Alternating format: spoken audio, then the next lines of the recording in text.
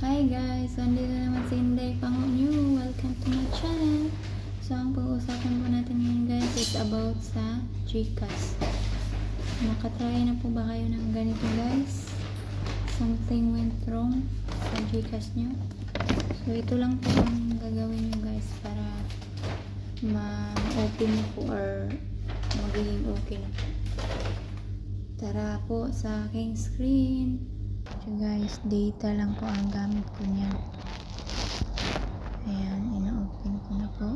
Ganyan ang lalabas guys. Kasi naka-data lang po. So, trinry ko siya i-connect sa wifi. Ayan. Sa wifi. So, tinay po na siya guys. Naka-wifi na yan siya. Tignan po natin kung ma-open na po ba.